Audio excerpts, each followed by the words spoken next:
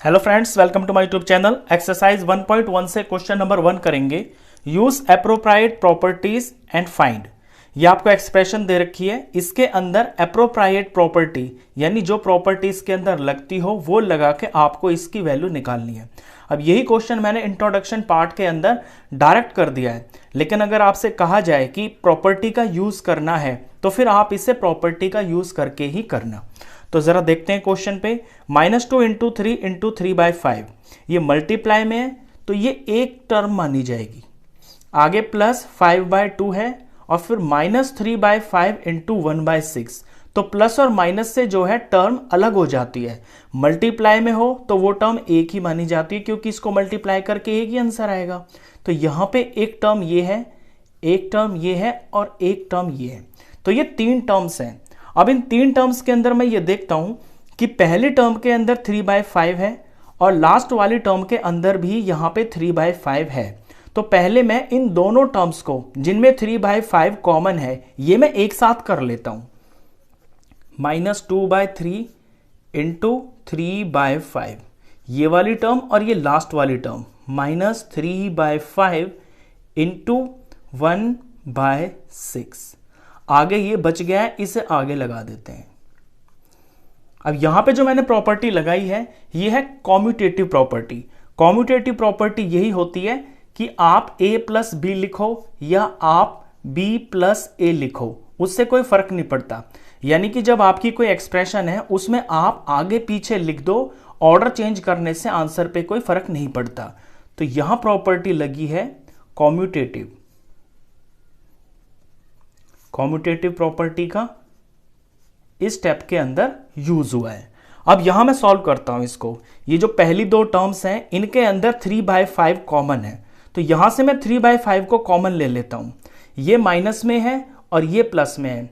यहां पे एक नंबर यहां माइनस भी है, तो इनका जब हम प्रोडक्ट करेंगे तो माइनस तो उसमें होगा ही।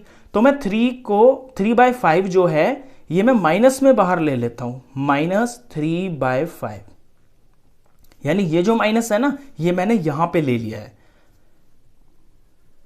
अब यहां से बचेगा 2/3 क्योंकि इसका माइनस तो मैंने बाहर ले लिया है और 3/5 मैं यहां बाहर ले चुका हूं। आगे ये जो माइनस है ये मैंने कॉमन ले लिया है, तो यहां पे बचेगा प्लस और 3/5 बाहर है तो यहां टर्म बचेगी 1/6। आगे जो है इसको हम कॉपी कर देंगे। अब इतने पार्ट के अंदर इन दोनों टर्म्स के अंदर जो मैंने प्रॉपर्टी लगाई है वो है distributive property. Distributive property. Distributive property में क्या होता है, जैसे कि ये a है और b + c है, तो हम इस a को बारी बारी से b और c से मल्टीप्लाई करेंगे, यानी ab प्लस और ac। यहां भी यही हुआ है। पहले ये इस तरह से लिखा हुआ था ab + ac। इसमें से जो एक चीज कॉमन आ रही है जो कि a है वो मैंने बाहर ले लिया। यहां पे क्या था कॉमन, -3/5। तो यहां डिस्ट्रीब्यूटिव प्रॉपर्टी का यूज हुआ है। अब हम आगे इसे सॉल्व कर देते हैं। -3/5 एज इट इज रहेगा। ये ब्रैकेट के अंदर आपको फ्रैक्शंस की एडिशन दिख रही होगी, तो इन्हें हमें ऐड करना है। अब ऐड करने के लिए एलसीएम लेना पड़ेगा। 6 और 3 का एलसीएम लेंगे, तो 6 और 3 का जब एलसीएम लेंगे तो 2 से जाएगा 3 आ गया, 3 3 ही रहेगा। 3 से ये दोनों चले जाएंगे, 1 और 1 आ गया, 2 3 6 हो गया। तो एलसीएम इन दोनों का नीचे 6 आएगा। अब यहां इस 3 को मुझे 6 बनाना है। जब 3 को मुझे 6 बनाना है तो इसे 2 से मल्टीप्लाई करना पड़ेगा। दैट मीन्स यहां 2 से किया है तो फ्रैक्शन को इक्विवेलेंट करने के लिए ऊपर भी 2 से ही करना पड़ेगा। इसी तरह से यहां 6 को 6 बनाने के लिए किसी से मल्टीप्लाई नहीं करना, तो ये एज इट इज रहेगा। तो अब यहां पे 2 × 2 इस स्टेप के अंदर 2 × 2 यानी कि यहां 4 हो जाएगा, प्लस ये 1/6 है। 6 नीचे ऑलरेडी बना हुआ है तो यहां 1 का 1 ही रहेगा। आगे +/2 as it is copy. Further solve करते हैं इसको। तो -3/5 और ब्रैकेट का आंसर निकाल लें तो 4 + 1 हो गया है 5 और नीचे हो गया ये 6 और ये ब्रैकेट में है। यहां पे ये मल्टीप्लाई में, ब्रैकेट्स का मतलब है कि ये मल्टीप्लाई होंगे। आगे 5/2 एज इट इज। अब इसे यहां सॉल्व करें हम इतने पार्ट को, आगे वाले को, तो 5 और 5 मुझे कटता हुआ दिखाई दे रहा है। 5 1 जा 5, 5 1 जा 5। 3 और 6 कटता हुआ दिखाई दे रहा है, दोनों 3 के टेबल में आते हैं। तो 3 1 जा 3 और माइनस लगाएंगे क्योंकि ये माइनस का 3 है, और यहां पे 3 2 जा 6। ऊपर जरा इसे सॉल्व कर ले। -1 को 1 से मल्टीप्लाई करेंगे तो -1 आएगा।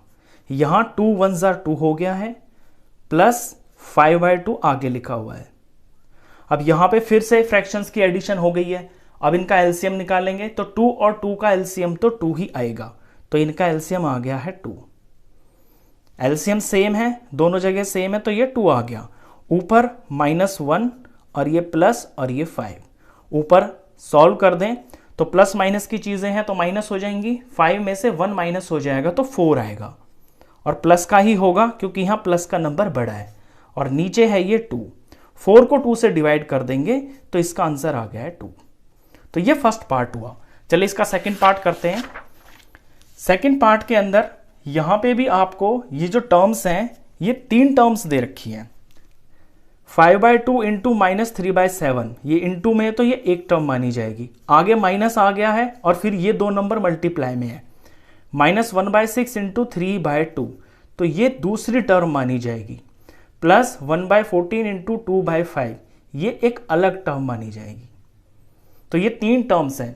अब इन 3 टर्म्स के अंदर मैं ये देखता हूं कि ऐसी कौन सी 2 टर्म्स है जिनमें कोई चीज सेम सेम आ रही हो। देखिए फर्स्ट टर्म के अंदर 2/5 है मल्टीप्लाई में, और लास्ट वाली टर्म के अंदर भी 2/5 मल्टीप्लाई में है। यानी यहां पे इन दोनों टर्म्स को मैं एक साथ लिख सकता हूं ताकि आगे चल के 2/5 में कॉमन ले लूं। तो पहले मैं यहां पे कॉम्यूटेटिव प्रॉपर्टी लगाऊंगा, यानी इनका ऑर्डर चेंज कर लूंगा और उससे कोई आंसर पे फर्क नहीं पड़ेगा। तो 2/5 इंटू -3/7, ये पहली टर्म ले ली मैंने, और यहां से ये लास्ट वाली प्लस 1/14 इंटू 2/5। आगे ये चीज है, ये अलग है, इसे हम यहां पे लिख देंगे। तो ये जो 2 टर्म्स है इनको मैंने एक साथ कर लिया क्योंकि इनमें 2/5 कॉमन है। अब एक साथ इन्हें कर लिया, इनका ऑर्डर चेंज किया है, तो इस प्रॉपर्टी को हम बोलेंगे कॉम्यूटेटिव प्रॉपर्टी। कॉम्यूटेटिव प्रॉपर्टी का यहां पे इस स्टेप के अंदर हमने यूज किया है। अब इन 2 टर्म्स के अंदर 2/5 2/5 यहां हम कॉमन ले सकते हैं, तो दोनों में से 2/5 कॉमन ले लेंगे। तो इतने में से फर्स्ट टर्म में से यहां -3/7 बच जाएगा। आगे यहां भी 2/5 इस टर्म में से कॉमन ले लिया है, तो यहां प्लस 1/14 बच जाएगा। आगे जो है इसे सेम टू सेम ऐसे ही हम कॉपी कर लेंगे। अब यहां मैंने प्रॉपर्टी यूज की है डिस्ट्रीब्यूटिव प्रॉपर्टी। पीछे बताया मैंने फर्स्ट पार्ट के अंदर कि जब कोई एक चीज होती है, जैसे ये a bracket b plus c है, तो यहां ab प्लस ac हो गया। अब इनमें जो एक सेम जैसी चीज है उसे हम जब कॉमन ले लेते हैं तो इस प्रॉपर्टी को हम डिस्ट्रीब्यूटिव प्रॉपर्टी बोलते हैं। डिस्ट्रीब्यूटिव प्रॉपर्टी आपको स्टेप के सामने ही ब्रैकेट लगा के ऐसे मेंशन करना होगा कि स्टेप के अंदर कौन सी प्रॉपर्टी का यूज हुआ है। अब इसे हम सिंप्लीफाई कर देते हैं। 2/5 ब्रैकेट के अंदर फ्रैक्शंस की एडिशन है, तो पहले एलसीएम लेना पड़ेगा। 7 और 14 का एलसीएम ले लेते हैं। ये 7 ये 14, ये 2 से चला जाएगा 14, 7 तो जाएगा नहीं, एज इट इज ये 7 हो गया। 7 7 से ही जाएगा, 1 और 1 हो गया, 2 7 14 आ गया है एलसीएम। तो यहां पे 14 बनेगा। अब ये स्टेप के अंदर ध्यान देना, जिसको ना आता हो फ्रैक्शंस की एडिशन, तो एलसीएम 14 आ गया है। तो फर्स्ट पार्ट में ये जो पहला फ्रैक्शन है इसका डिनोमिनेटर 7 है, इसको भी हमें 14 के बराबर करना है। तो 7 2 होता है 14, तो यहां 2 से मल्टीप्लाई करना पड़ेगा। यहां किया है तो यहां भी करना पड़ेगा। तो यहां पे 3 2 6, तो ये -6 हो जाएगा ऊपर। आगे प्लस का प्लस, ये 14 है और एलसीएम भी 14 है, तो यहां तो कुछ करना ही नहीं है। तो जो ऊपर की चीज है वो एज इट इज उतार देंगे। आगे -1/6 इंटू 3/2। अब इसे सॉल्व करते हैं। तो 2/5 एज इट इज, ब्रैकेट का आंसर निकाल लेते हैं। तो ब्रैकेट में ऊपर माइनस और प्लस का नंबर है तो माइनस प्लस सब्ट्रैक्ट हो जाते हैं, 6 में से 1 जाएगा तो 5 आएगा और माइनस का 5 आएगा क्योंकि बड़ा नंबर का साइन माइनस है, तो ऊपर -5 हुआ, नीचे 14 हो गया। अब इसे भी यहां सॉल्व कर लेते हैं हम। ये 3 और 6 मुझे कटता हुआ दिखाई दे रहा है, तो 3 1 ज़ा 3 हो गया और 3 2 ज़ा ये 6 हो गया। ऊपर प्रोडक्ट करें इसका तो 1 1 ज़ा 1 और ये माइनस, तो यानी कि -1। नीचे 2 2 ज़ा 4 हो गया।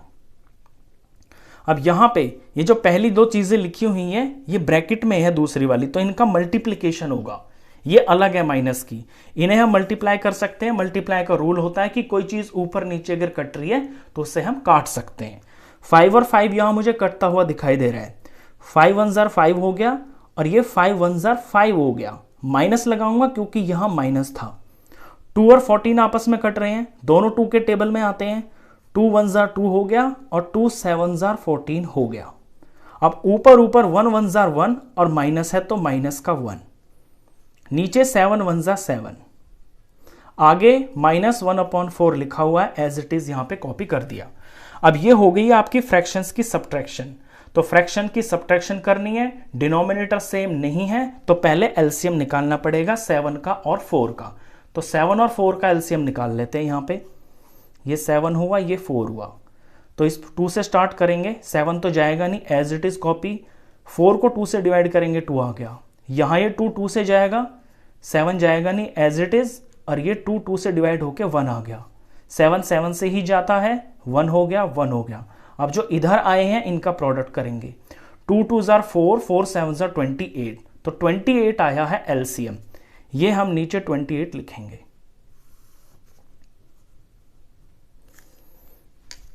अब पहले पार्ट पे देखें, पहले फ्रैक्शन में तो नीचे डिनोमिनेटर 7 है और हमें इस 7 को 28 के बराबर बनाना है, तो इससे 4 से मल्टीप्लाई करना पड़ेगा। 7 4 ज़ा 28 होगा, यहां किया है तो यहां भी करना पड़ेगा। इसी तरह से यहां पे 4 है, 4 को 28 बनाना है तो 4 7 ज़ा 28 होता है, यहां 7 से किया है तो यहां भी करना पड़ेगा। इसके बाद ऊपर की चीज लिख लेते हैं, तो -1 × 4 ये -4 होगा, आगे -1 × 7 ये -7 हो जाएगा। अब ऊपर ऊपर दोनों नंबर माइनस के हैं तो माइनस माइनस प्लस होता है, यानी कि ऐड हो जाएंगे दोनों। 7 और 4 का सम करेंगे तो 11 आएगा, दोनों माइनस के हैं तो माइनस का 11 आएगा, नीचे 28 है। अब ये दोनों नंबर आपस में किसी से कट रहे नहीं है, तो यही आपका फाइनल आंसर होगा। क्वेश्चन खत्म। तो इस वीडियो में बस इतना ही। नेक्स्ट क्वेश्चंस के लिए नेक्स्ट वीडियो में मिलेंगे, तब तक के लिए गुड बाय।